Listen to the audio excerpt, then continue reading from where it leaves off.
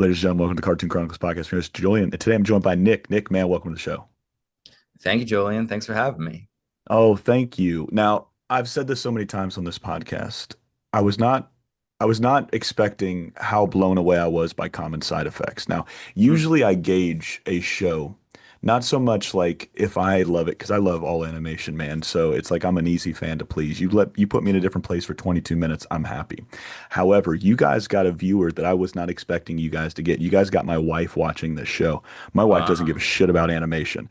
But usually, whenever we're watching TV, she does like a lot of this. She'll look at her phone and scroll. But I kept seeing her like put it down whenever common side effects came on. So you guys hit a pulse with the with a sect of people that don't watch animation. So best show all year that I've seen this far was common side effects. So I would love to know.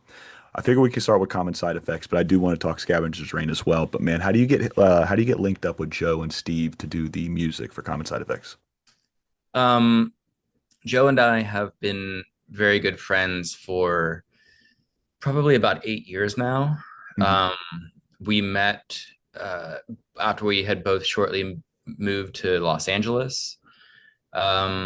He moved in 2015, and I think I was 2014. Hmm.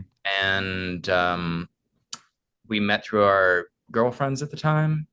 And we all went on a double date together, and we just had a lot in common. We had very similar upbringings. um we just kicked it off, and so we started out as friends. At the time, Joe was working on a lot of like Adult Swim bumpers and Hmm. MTV bumpers, and he was working on FX's Cake, doing some Hmm. shorts for that. And so yeah, I caught him early, and he caught me early. And he was a very ambitious guy.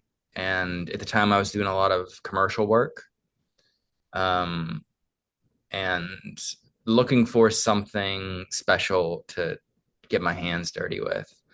And about the second time that I ever hung out with Joe, him and his girlfriend at the time invited us over to their apartment, and Joe was like nowhere to be seen.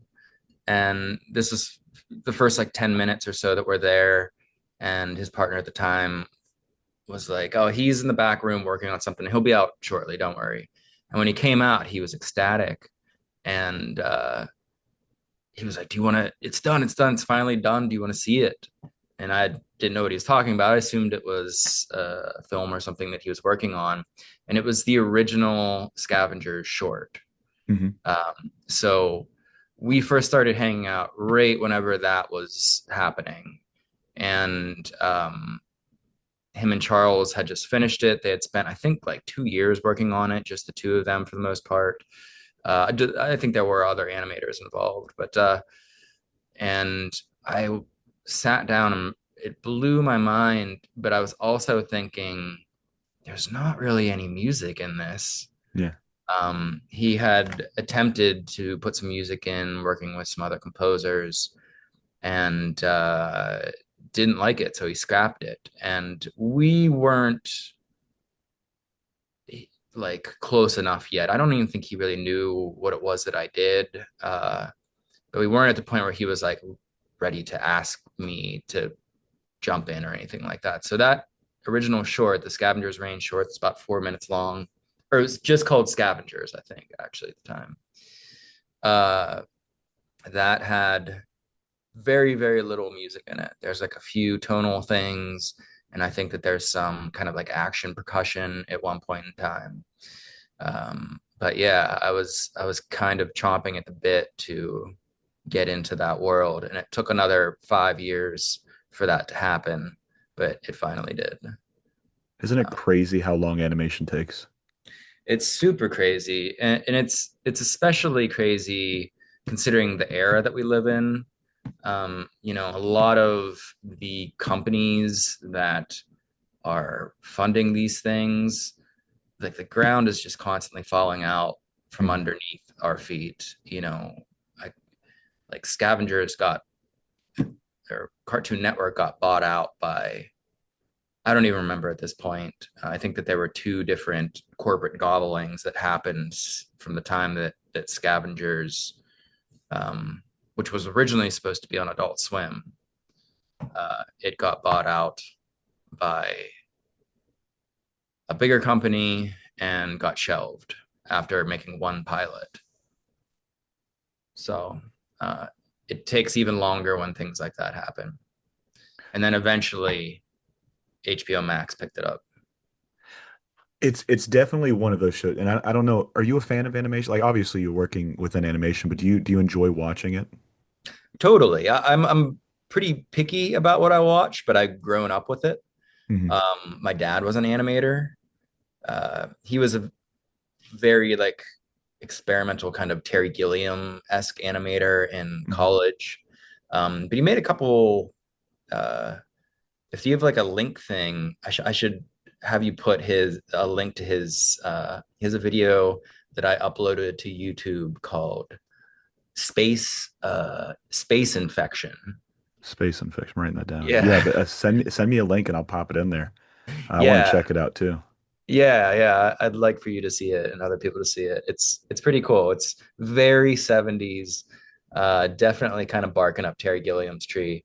But yeah, I love animation very much. I'm not like a animation like a current animation head though. I have a Yeah. few very specific things that I like, but What's your top three very specific things that you like?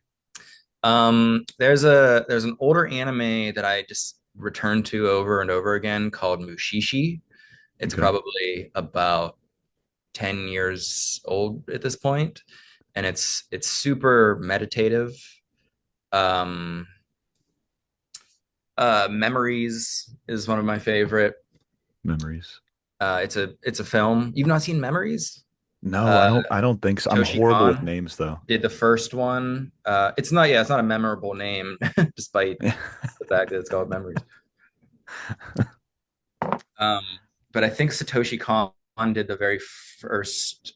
It's an anthology series, Hmm. and it is. I think the first film is the Satoshi Kon one, and it's just mind blowing, Yeah. and was a super huge influence on Scavengers and just pretty much everything Joe makes in general, and a lot of people that we surround ourselves with. But um, top three. What's another one? Um, the, I mean, top. This isn't top three, but this is just something that pops into my head. I feel like it's somewhat underrated Ghibli film, but Arrietty I always find Hmm. just really charming and delightful. If I just watched like a horror movie that fucked me up, I'll I'll put that on and feel a little bit better about the world. Well, those are three great ones. I'll have to check those out.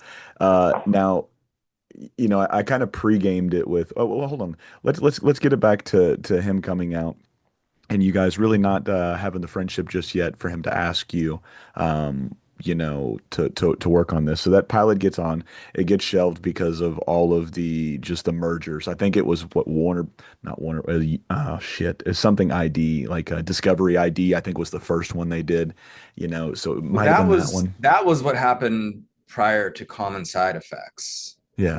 or right at the beginning stages of Common Side Effects. Common Side Effects got greenlit Mhm. by Adult Swim through HBO Max. It's a little confusing. And that Discovery, like Zaslav bought David Zaslav, and Discovery acquired HBO. And so that was, we were all kind of sweating that out. Uh, but the Cartoon Network one, who bought Cartoon Network in like 2018? I mean, it might have been. That's a good question because I know early to mid 2000 it was the not Warner Brothers, excuse me, it was the Time Warner merger. That was like the first time they did their whole merger.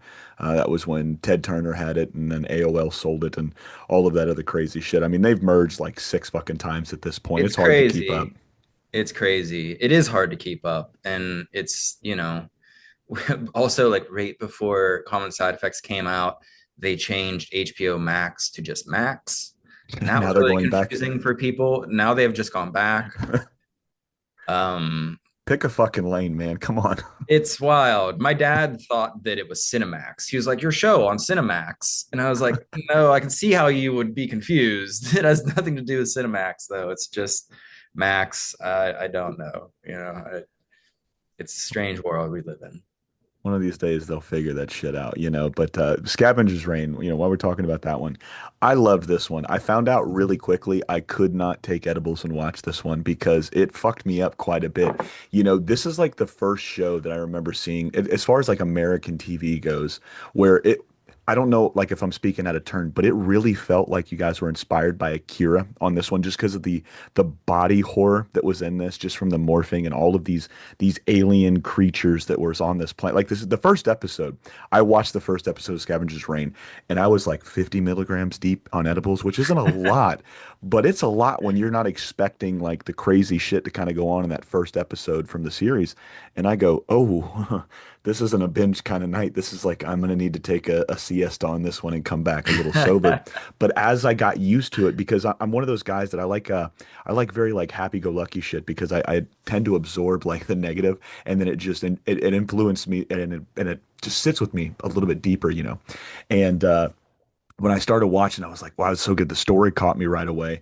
You know, I love seeing like us on a different planet trying to figure out what's going, you know, so it was just a really cool show. And then the art caught me right away. And then the music took it even further, man. Like I told you before we hit record, there's just like a symbiotic relationship between music and animation that it just like once it's done right, you know it's done right. And I'm gonna ask you the same question. Do you and you know, Joe, do you guys speak like the same language? Is he like a really big music guy? Yeah, he's pretty dialed in, especially to film music. He Hmm. now he doesn't necessarily know anything about like music theory or anything like that, and I am pretty ignorant to a lot of that stuff as well, to be honest. But I think that we definitely speak the same language of film music, and that was one of the Hmm. things that we first really kind of connected on. We liked a lot of the same movies, whatnot. Growing up, we would always kind of like, you know, we grew up loving like Waterworld and you know, Terminator 2 Judgment Day. Oh, what a classic. Better than Yeah, the it's like original. the best movie ever. Um, you know, just loving these kind of like classic 90s films that we enjoyed as kids. And music is very, very prominent in Hmm. a lot of these films. And it's definitely something that I think both of us thought about a lot. And yeah, we definitely were on very similar pages in that regard. Oh, that's dope. It's always good to hear that. And it wasn't until I don't know if you ever watched, did you ever watch Hey Arnold? Oh yeah. Hmm. So Craig Bartlett, the creator, and Jim Lang, the composer, man, it's like I had them on last year, and we were doing just a chat about the urban legends episodes that they had did, and something that I never thought about until they both started like geeking out over music because they were like really big into like the Beatles, and they were just talking, and they were just talking shop like I wasn't even in the room anymore when they were talking about coming up with the music, and he had said just like it was easy with the showrunner and the composer to make stuff happen if you guys both spoke the same language. You guys liked a lot of the same stuff, or you guys influenced each other with the albums because they would just go and buy albums or CDs and stuff like that, and they would just play a whole bunch of shit. And it helped that Craig was also a musician as well. Now, something I didn't know when I first started this show was like music is like the last thing that's added to a series. You are usually under the gun. You guys got like a couple weeks to knock out this stuff. What is it like being friends with the showrunner? And do you have like a little bit more time, or is it still kind of like the same timetable? It's still at the end that you have to put all your music to it. Well, he's not necessarily like I'm still working with a producer, Hmm. and it depends on like Scavengers was a bit of a different animal than Common Side Effects was. Like Common Side Effects was the first in-house thing that Green Street had made, Hmm. whereas Scavengers was through Titmouse. Titmouse is a very strict, well-oiled machine, and I had I'd worked on shows before as an additional composer.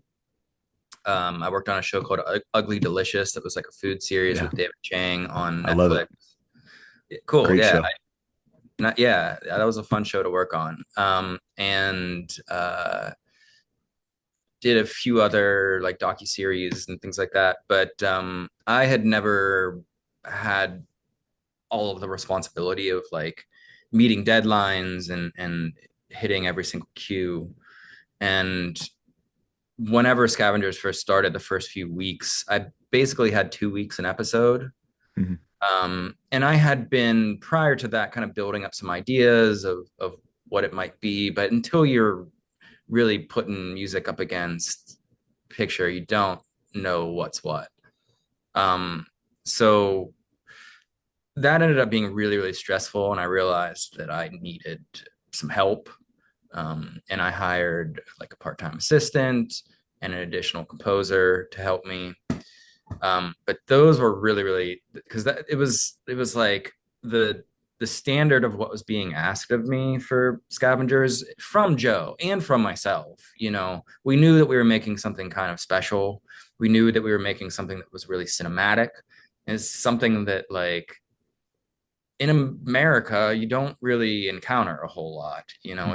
It's there are dramatic shows like Samurai Jack or something like that, but like very rarely do you meet something do you find something in America that is a serialized drama that is animated. And it was, yeah, that was stressful. I was struggling with deadlines for that one. And with Joe, he was always willing to give me more time, and I suppose in a way he was the last word on it, Hmm. but he wasn't necessarily the person that I was answering to. He was Yeah. the person that was giving me notes, telling me whether or not it's working or whatnot. Um, but uh, but he wasn't.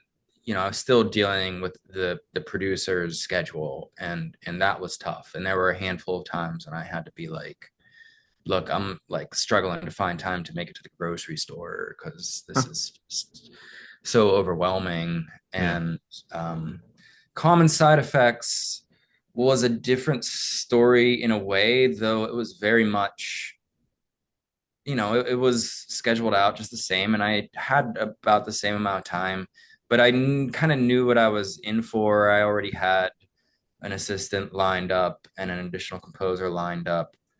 Um, but and also there were needle drops, so I wasn't taking on the full responsibility of all of the music in the show. I think there was just less music in general too.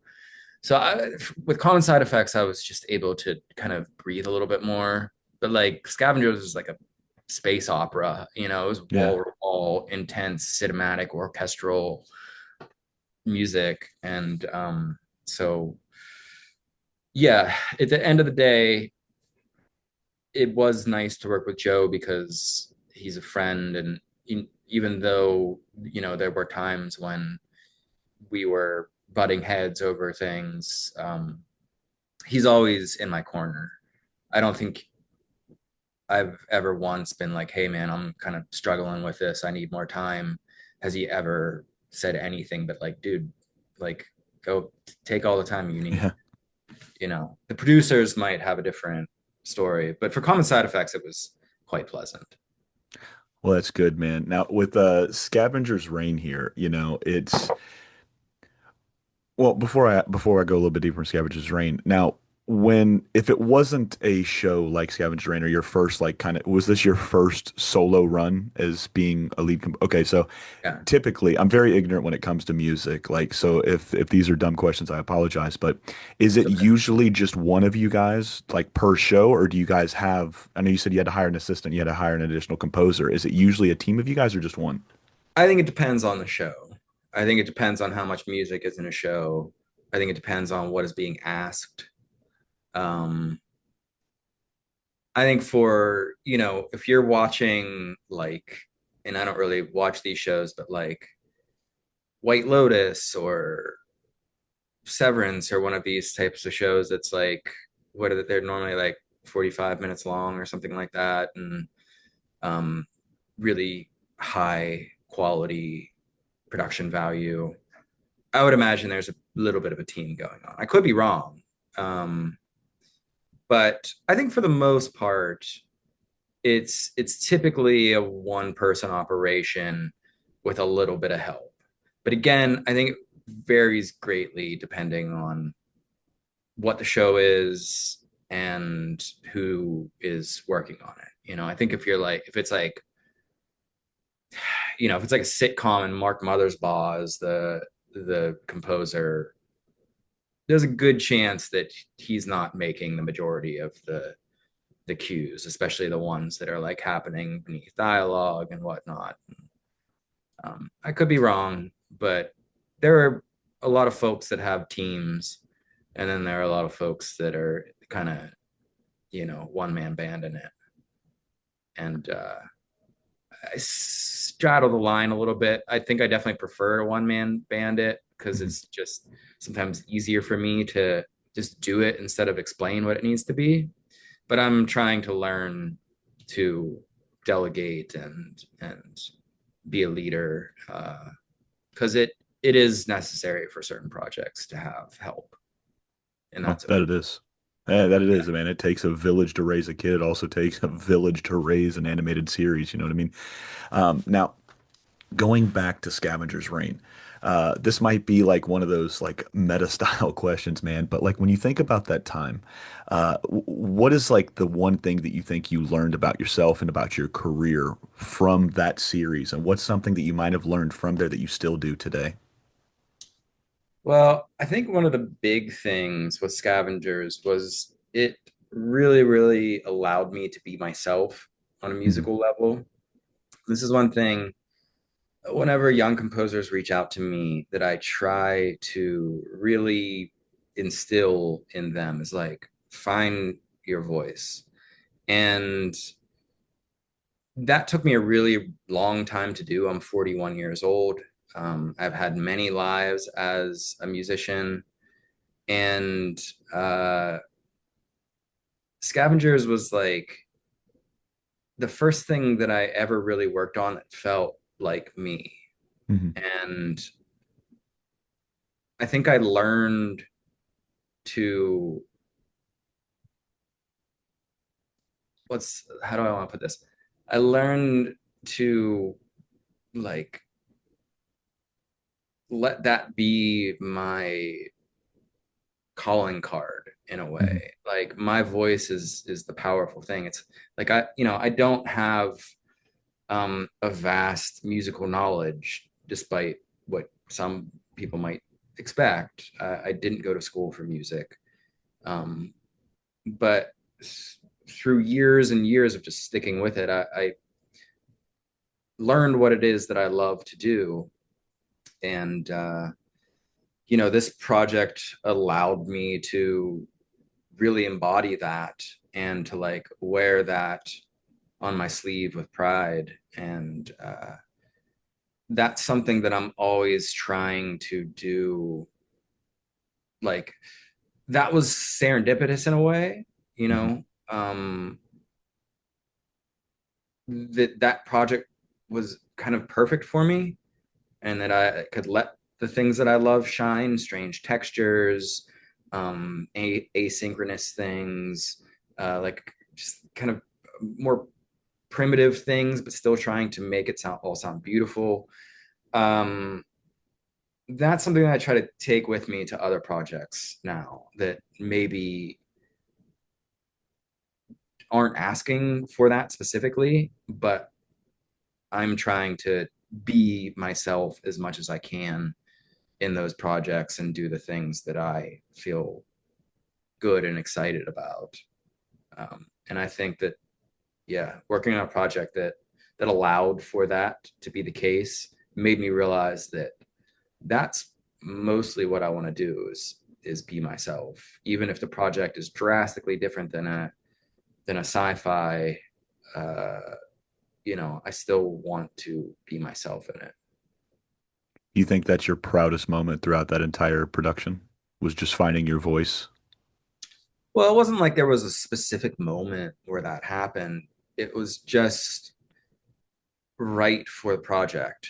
You Hmm. know, my specific voice was right for the project. And sometimes when you get reference music and it's something that's not you, you try to reach toward that thing. And it's not to say that like that's not important too, because that's how you learn. But I think um it was more like, okay, what do I take from this reference music and kind of shine through my own filter. Hmm. Um, and yeah, I think that that is such a crucial thing, and I think it's one of the reasons why people notice the music. You know, there's a lot of TV show music out there, and um, a lot of it, you know, even me as a person that thinks about this stuff all the time, like sometimes music's happening and you're just like not even, it's not even registering because it's just like, White noise. yeah, like it's done well oftentimes. Usually if it's not registering, it's done well enough that it's not registering as bad, Hmm. but it's not interesting enough, which is totally called for in many, many instances where, you know, you're just kind of the emotional backbone to what's happening. But, you know, Balance almost. yeah, always. Yeah, Yeah. balance is crucial in all things, in my opinion. But um, yeah, it's just like I want to I want to be a part of the scenery and the texture and the emotional backbone, and still like bring a fresh texture that is maybe being noticed. I guess is what I Yeah. want to say. Now, is it now, I like this question that I'm about to ask you just because it's like I've never gotten the same answer twice, man. But obviously you say you know you won't watch everything in animation. But do you have a hard time going back and like watching things and then listening? Are you the first thing you're watching or listening? Are you listening or are you watching first whenever you're consuming something? Something that I didn't work on. Yeah, so if you pop on the TV and you want to watch a new show, can you separate yourself from the professional to just being a fan, or is it difficult for you? It's tough. I Yeah. mean, sometimes yes. Um, if it's good, yes, it's Mhm. easier if it's well made. Um, but yeah, I mean, you know, take a movie like Poor Things or something. That was one of my favorite movies of the last handful of years, and immediately the music stood out to me as something really special. And I just have a different I just have a different thing that I'm looking for, I guess. You know what I mean? Like Mhm. I suppose I'm appreciating, like now when I watch something, I'm appreciating craft as much as I am the story or whatever. You know, I'm paying just as much attention to what the filmmaking is doing as I am to like what the actual story and characters are doing. Mhm. And it's a little bit hard once you've been behind Oz's curtain for the long enough to forget that there's just a guy back there that's pulling levers, you know. Yeah. So for the most part, I struggle to not be aware of those things when I'm watching something.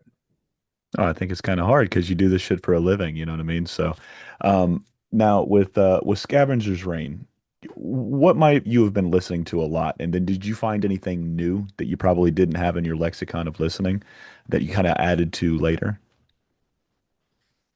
Uh, you know, when you're working on these things, you kind of like don't want to listen to music when you're done. You know, my like my girlfriend will listen to music while she works all day, and Hmm. I'm really jealous of that sometimes because I can't do that, you know? Yeah. Like I'm listening to my own music, and but the thing that I really I think the thing that really I found a lot of comfort and joy and knowledge in was another podcast that was about music, but wasn't necessarily about listening to music. It's a podcast about film scores called Settling the Score. And it's just like a really well put together deep dive into a lot of classic scores, you know, and they cover a lot of ground. There's everything from like, you know, how the West was won to like Conan the Barbarian, and it That's is just diversity. yeah.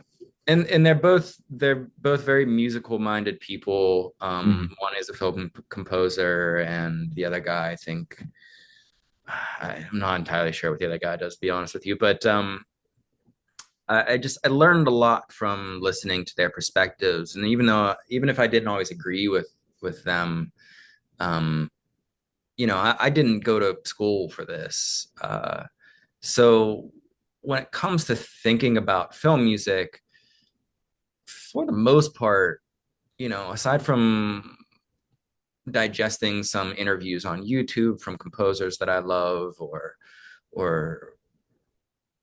reading a couple books, I don't have the I didn't have the widest knowledge of what it is that film music is even trying to do. Hmm.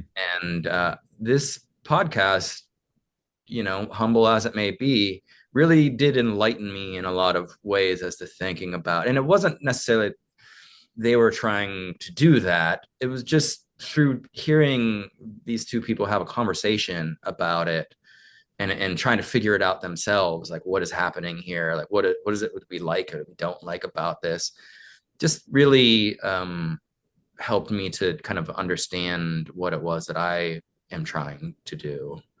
And so that was a I think when I was making Scavengers, I was listening to a lot of that, and it was informing a lot of my decision making. You said it was settling the score. Settling the Score, yeah. Shout out to settling the score, man. Now, before we Shout out. rotate into common side effects, what's your top? I'm gonna stick with three. What's your top three film scores of all time? What's your top three favorites? Okay, this is any top three with me is just going to be the first three things that come into my Oh, head. that's But perfectly fine. Chinatown, I think, is one of That's a my good one. all-time favorites.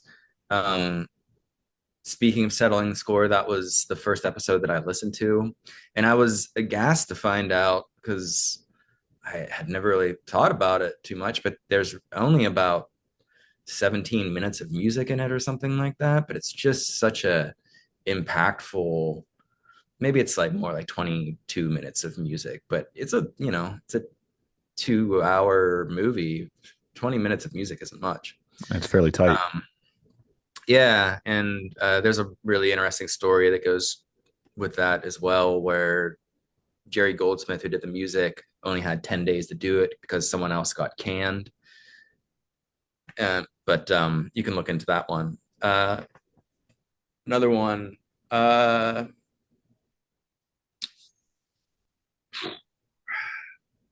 uh, Poor Things again, I think is something new. I think it's probably my favorite score that I've heard Hmm. in a long time of new movies. Classic scores, I mean,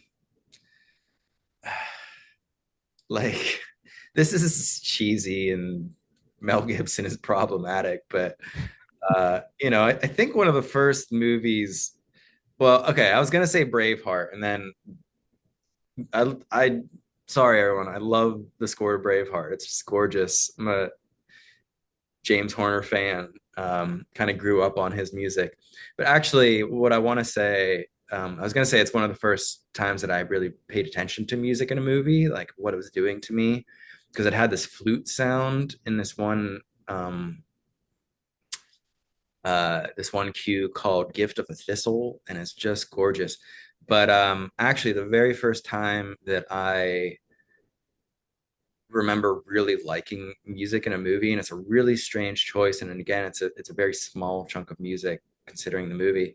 Um, Rain Man, the score to Hmm. Rain Man, which was one of the first uh, like big Hollywood movies that Hans Zimmer led the helm on. And it's a really weird combination of things. It's like very 80s gated Phil Collins kind of drums, and like panpipe flutes, and it's just like this kind of weird mystical thing. It doesn't make sense on paper, but for some reason it has this kind of mystical uh, overtone that it casts on the whole film. And I think that was one of the first times that I, at a pretty young age, remember liking the music to a movie. Oh, that's pretty dope. Thanks for those three. Now, what got me to do a deep dive on your work, it started with common side effects, man. So we're just gonna kick it off. How do you get the call? Obviously, you and Joe are friends, you know, but how do you, is it the same thing? You go over for dinner to hang out with him. He's like, "You want to come and see what I'm working on now? It's finally finished." And you walk in and you see the pilot. How did it all flesh out? Yeah, I mean that times 100. I I hang out with Joe quite a bit. We live not too far from one another, and every time I hang out with Joe, I get an update on what he's working on, and Yeah. he's I think one of the reasons why he's as successful as he is because he just has an infectious way of sharing what he's excited about, Hmm. and he's very animated himself about describing it. Um, the entire time that I was working on Scavenger's Reign, Joe was writing common side effects and was much more enthusiastic about common side effects. And I'm like, we would be hanging out and he would be like just going off on common side effects, which was still about a year away for me at least. And I'd be like, okay, but I'm trying to focus on this here. So yeah, I mean, it was coming down the pipeline for a long time, and still having been a fairly green composer, I suppose there was maybe a slight chance that like some big production person would step in and say, no, we want someone else to do the music. Um, but I was like the guy. I was,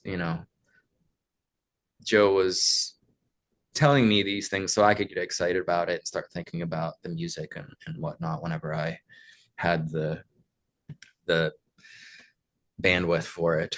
Um, and yeah, and then after a handful of months, he would start showing me some character design, and I think I read an early version of the pilot episode, and yeah, you just kind of start to, but I'm kind of like you start to get a sense of the world, and I'm kind of like a like strike while the iron is hot type person, Hmm. even before, and it depends on what it is, but like even before I've signed a contract or anything like that, I will frequently, if I'm excited about a project and I have the time, like I will sit down and try to make some music for it just with the kind of inspiration and excitement that I have in me at that particular moment, because that is fleeting. It goes away, Inspiration isn't you can't always just open that door and it's there.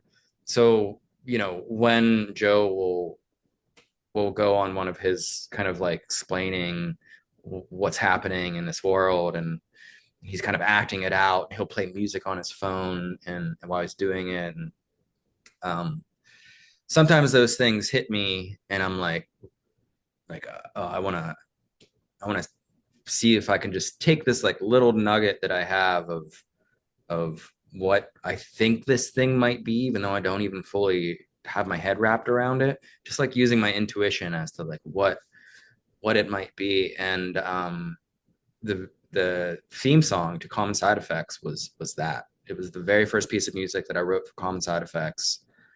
Um, I wrote it. I had written it like pretty like a day or two after having a hang with Joe and him kind of like explaining to me like more detail and getting me excited about what the show is going to be about, and and just thinking, yeah, like what is this sound world? Like I wanna create something kind of unique that people haven't heard before, and yeah, that ended up being the very first thing that I wrote for the show, and I played it for Joe maybe like a week later, and that's always the scariest part of being a composer is you are excited about something, but you don't know whether the Yeah. director is going to be. And, doesn't matter who you are, Danny Elfman, Hans Zimmer, whatever.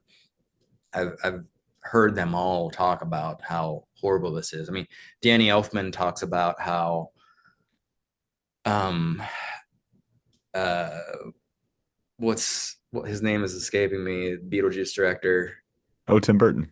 Tim Burton. Whenever he plays music for Tim Burton never praises it. He either just goes that works or says that doesn't work. He never you know what I mean? In like He's like Caesar. It's just, yeah, you know. exactly. And I think that they have had several falling outs probably due to this sort of a thing, but can you imagine like hearing the Batman theme for the first time or like And not going, holy shit, that's it. yeah, Like, it'll work. It's all right. yeah, I can't help but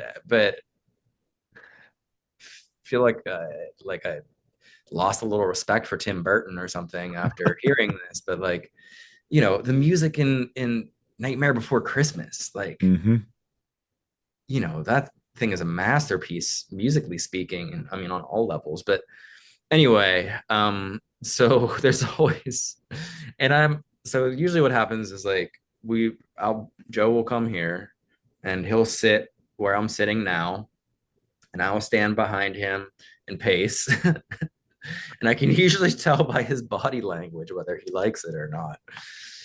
And that whenever I played him the Common Side Effects theme, it was pretty obvious from his body language that he was into it. And um like we were kind of like dancing to it later that night, jumping around and just kind of getting excited about it because uh kind of hit the mark.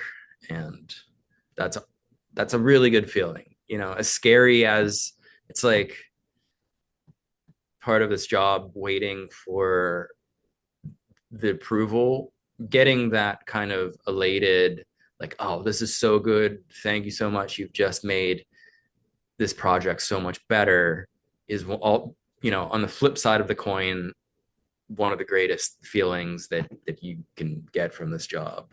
I think probably even better than when it's finally out and audiences are watching it and telling you that they really liked it. I don't think it compares to whenever like the director is really excited about it. That's kind of the peak of the excitement pyramid as far as a film composer goes, at least in my opinion. Dude, that's so dope, man. I mean, I can say that I can account for probably a good couple hundred views of that intro from I believe Vincent did the actual animatics and the boards for it, and Yeah. it's fucking beautiful. And then you add your music to it, and it does exactly what an intro is supposed to do. It's supposed to grip you and suck you in right away. Like it's supposed to take you from whatever real world you're in right now and put you in the world with Marshall and everybody else that's in this one, you know? So and it was so unique because, there's not very many shows that have like real intros anymore. It's like what do they call it? A sting or a bumper? It's like a little 10, 15-second little thing Yeah. here. You know what I mean? And Yeah. it's like I really Like feel like Andor, I've noticed is like that. Have you watched Andor, is that the Star Wars the one? Star Wars thing? I'm be it's real just honest, I this. get shit for it every time. I'm not a Star Wars guy. I mean, I get it, but uh but yeah, it's just this kind of like little thing. It's like a jingle, you Mhm. know, at the end of like a commercial or something. It's Lets you know that you're going into something else really quickly instead of like immersing yourself into it. yeah, yeah, Yeah, yeah. but It's not. I really enjoyed what you did, man. I mean, it was just like I said, it was just sucks you in, grips you in right away. It's like but I also don't want to, you mentioned Samurai Jack not too long ago and Cartoon Network Studios. I'm leaving Adult Swim out of it. But Cartoon Network Studios in general, that's like the bar. That show there is nothing better in my opinion as far as like Cartoon Network goes. I want to make sure I draw that line real quick. You guys are Adult Swim because, like I said, Common Side Effects, best show I've seen all year. Doesn't matter if it's live action, doesn't matter if it's animation. Like I watched every episode 2 or 3 times because it was just like I wanted to make sure I wasn't missing something. Mm, Because very rarely do I have time, one, to do that. Like half the time I'm watching shit a couple years after it's come out just because work and family, I'm just running and burning the candles on yeah. both ends. But this one, I don't know what it was. Maybe it was just a slow little bit of the season when it came out as far as like my work goes, so I had some time to watch it. And it also helps when something's only I think what is it like 10 episodes for this first season, give or take. So it was something that you can kind of consume in 5 hours, but it was just like, all right, watch one episode, then I watch that one again before I watch the next episode. So but you guys did such a great job from the animation to the mute. Like everything was just like I use the term balance. Like I'm using it from like a cooking perspective, right? So you've got this triangle when you have food. You've got salt, you've got fat, and you've got acid. If you manage all three of those perfectly, you've got umami. You've got the best flavor. You've got balance, right? So that's what I mean when I come balance. I know like probably music side balance might mean a little something different, but it's like you have all those tangibles when I'm looking at animation. And this is by far the most interesting, unique, and cool intro I've seen in a very long time. And my oldest son was actually watching this show with me too. He'll be 16 in January, and he fucking hates when I watch the intros to because we're watching One Piece now, and we're on episode like 500 of 1200 or whatever it is. And depending on the song, like I always watch it, even if it's like the 30th time that month that we've watched this show. Sometimes we'll skip it, but it's just like he was paying attention to the intros. He was listening to it. And the cues that you had for each individual character was very fun too, Mm. because like I said, I wish I had a better understanding of music so I could actually speak, somewhat on your level so I didn't sound like just such an asshole. Just saying, man, You're that not thing you sounding did like an is really asshole. cool. Well, thank you, but it's just like I always hate looking at it from like an ignorant perspective because it's like I really enjoy what you guys do, and half the time I can't articulate what I'm really trying to say. You ever seen that Yeah, but SNL dude, if skit you with were Chris like, Farley, oh yeah, yeah, like the the stupid, the and he's like, Beatles? He's like, that oh was really yeah, cool. yeah, yeah, yeah, yeah, yeah. That's I all know. I got to offer right here. What you do is really, really cool, Nick. Thanks, man. Dude, if you were like, when you go to that A flat, like and then it modulates to the, no one wants to hear that Yeah. stuff. I don't even want to hear that stuff. So, Well, y- thanks, man. I yeah, appreciate don't beat yourself up about it. Well, thank you, man. So, as we start to wind down here, like I said, that intro, ladies and gentlemen, I implore you, one, to go watch the show. If you haven't watched this show yet, fuck is wrong with you, man? You got to go watch this one. Best thing that's on TV this year. Um, Same question I asked you for Scavenger's Reign is I'm assuming since I saw your eyes light up when you were talking about the intro and watching Joe listen to it, that might be like one of your proudest moments. But is there anything that is like your proudest moment you can look to go like, fuck man, I crushed that right there. Is it the intro? it. Yeah, that's probably up there. Yeah. Yeah, I mean, I don't know that I think about that stuff a whole lot, but like, let me think here. Let me think. I love the scene uh where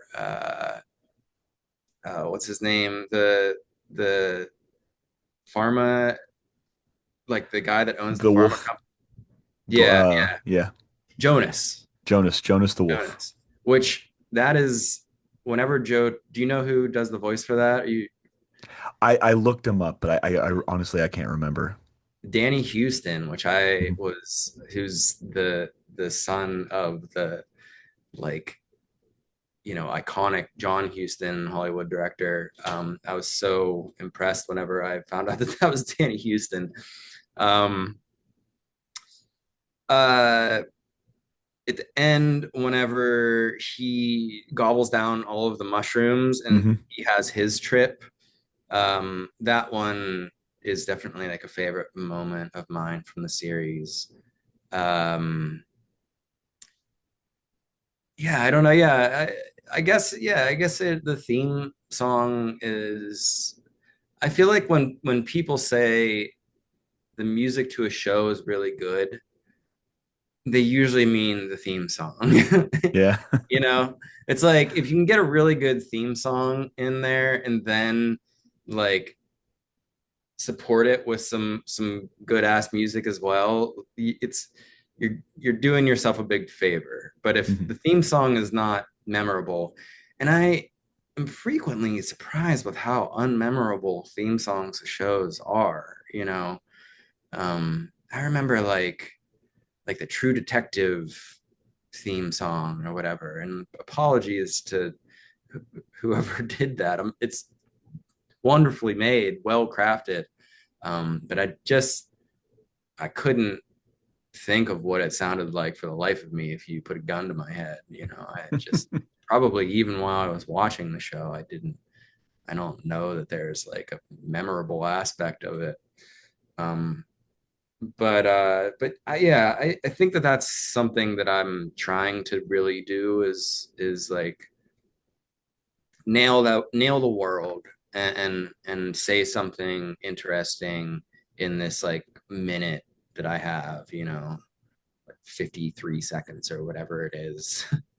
That actually, if you listen to the if you listen to the like album version, like the original soundtrack album version, there's an extended part that we Oh ended up yeah. cutting because they needed a shorter intro. So uh, yeah, that I originally wrote it to be a little bit longer than it is, and it does this other kind of like key change thing at the end. Um, but uh, but yeah, after I saw Vincent's the music was done first, and so Vincent made the thing to the music. And after I saw them both together, it did really feel like, okay, this is really special. But the Scavengers one felt really special too. The music for Scavengers, the intro, That's all right. We're making music, little ladies and gentlemen. little synthesizer just fell down. Hopefully that still works. Um, but yeah, I don't know. I really think about like what my favorite of my things are, and then probably when this is over, something will pop into my head. I'll be like, oh fuck yeah, why didn't I think of that? It always does, man. That just means you got to come back on when Common Side Effects Season 2 comes out. We can talk about that one thing that popped up. That's called foreshadowing, ladies and gentlemen. Yeah, Um, Jonas is one of the most diabolical, evil people, but he's such a real person too, because you can see, especially with our the American population and the world that's happening. I mean, we saw somebody get murdered on the streets, or was it earlier this year, late last year, that late had last stuff year. to do with the health insurance and everything like that. You know what I mean? So you guys played that line of like fake, fictitious, and nonfiction really well in this. And Jonas is just such an evil fucking person. I'm glad you brought up that scene where he's just munching on all of the mushrooms, and he goes on a wild trip. Um, you match the sound, the music, whatever you want to call it, just that tone for him just so well. It was like he was already evil. And then he's got the little evil jingle whenever he's on the screen, or he's got his own little theme song, and it's just evil sounding. And it Yeah, was just up until Common Side Effects. I used to think like greatest villain in the last decade was the Wolf in Puss in Boots' Last Wish. Now I think it has to be Jonas. Like I said, he's a deliciously evil character, man. it's always the wolf, man. It's Dude, always I the didn't even wolf. make that correlation. Jesus Jonas the Christ, wolf. man. Yeah, blame it on the weed, not my heart, man. But I can't remember where I was gonna go after that one. But yeah, man, you guys did such a fantastic show. I can't wait for season 2. You guys had me hooked with the show. You had my wife hooked, which is she is so hard. Like she'll only watch Bob's Burgers with me when it comes to animation, Mhm. you know. So for her to just be sitting there watching it, not looking at her phone, I was like, "Fuck, you guys are doing something really, really good here, man." Now, as we wind down, is if you could sum up like the experience on both Scavenger's Reign and Common Side Effects in like one word or one sentence or one phrase, man, does anything stick out when you think about your time on those two shows in particular? Um, Might be a little esoteric, so I apologize. yeah, I can only say what it means for me, and that Hmm. is that I think both of them were life changing in a lot of ways for me. Yeah. Um, and I'm just honored to have been in the place in my life where I was ready for that whenever it was handed to me. Yeah, well, fair point, man. And like I said, thank you for what you've done on those two shows in particular. Ladies and gentlemen, I can't implore you guys enough to go out and watch Scavenger's Reign, of course, and then Common Side Effects. Both of them are streaming on HBO or Max, whatever it is now. Just go out, Google it, find it out what it's streaming, and give it a watch, man. But that's been Nick. I've been Julian. This has been the Cartoon Chronicles podcast, and this has been another piece of your childhood. Good night.